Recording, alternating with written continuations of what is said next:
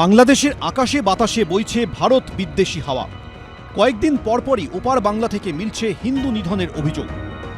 হিন্দুদের দোকান লুট, মন্দিরে ভাঙচুর থেকে শুরু করে জলজ্যান্ত হিন্দু যুবককে পুড়িয়ে বা পিটিয়ে খুনের অভিযোগও উঠছে। এই তপ্ত পরিস্থিতির আঁচ থেকে বাদ গেল না খেলার দুনিয়া। আরও ভালো করে বললে 22 গজেও এই উত্তাপের আঁচ পড়েছে। বিসিসিআই এর নির্দেশে সদ্য বাংলাদেশের বাঁহাতি পেসার মুস্তাফিজুর রহমানকে ছেড়ে দিয়েছে শাহরুখ খানের আইপিএল টিম কেকেআর। ভারতীয় ক্রিকেট বোর্ডের এই সিদ্ধান্তের জল অনেক দূর গড়িয়েছে।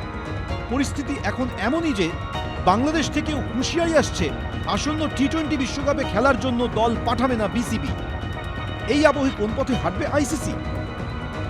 এবছরই দেশের মাটিতে অনুষ্ঠিত হওয়ার কথা টি-20 বিশ্বকাপের। ভারতের সঙ্গে এই টুর্নামেন্টের যুগ্ম আয়োজক শ্রীলঙ্কা। বাংলাদেশ এই টুর্নামেন্টে খেলতে ভারতের মাটিতে আসবে না বলে বেঁকে বসেছে।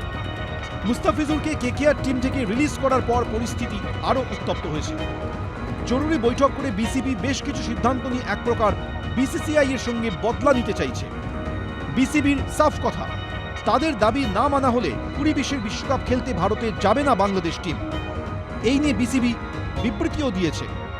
বাংলাদেশের বর্তমান ক্রীড়া উপদেষ্টা আসিফ নজরুল নিজের ফেসবুকে পোস্ট করে জানিয়ে দিয়েছেন, বিশ্বকাপ খেলতে ভারতে যাবে না বাংলাদেশ।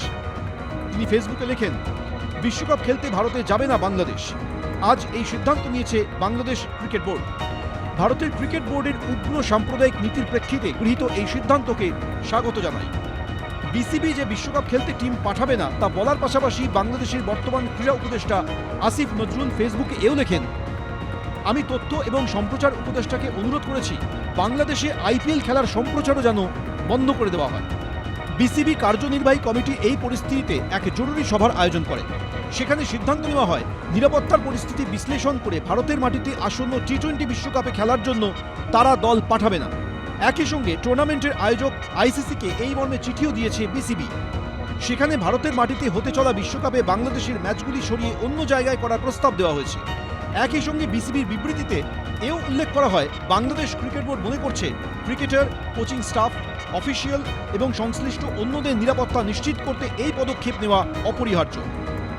বিসিবি এও আশা করছে আইসিসি পরিস্থিতি বিবেচনা করে দ্রুত এ বিষয়ে সিদ্ধান্ত জানাবে। বাংলাদেশের বর্তমান ক্রীড়া উপদেষ্টা আসিফ নজরুল আগেই বাংলাদেশের বিশ্বকাপ ম্যাচগুলি শ্রীলঙ্কায় নিয়ে যাওয়ার কথা বলেছিলেন। এই তপ্ত পরিস্থিতিতে আইসিসি এবার কী সিদ্ধান্ত নেয় সেদিকেই তাকিয়ে ক্রিকেট প্রেমীরা। আইসিসির মসনদে রয়েছেন জয় শাহ। তাঁর উপস্থিতিতে ভারত থেকে বাংলাদেশের বিশ্বকাপের ম্যাচগুলি সরে শ্রীলঙ্কায় বা অন্য কোনো জায়গায় কি আদৌ যাবে তা নিয়ে জোর চর্চা শুরু ক্রিকেট মহলে। ABP live. এবিপি আনন্দ, এগিয়ে থাকে, এগিয়ে রাখে।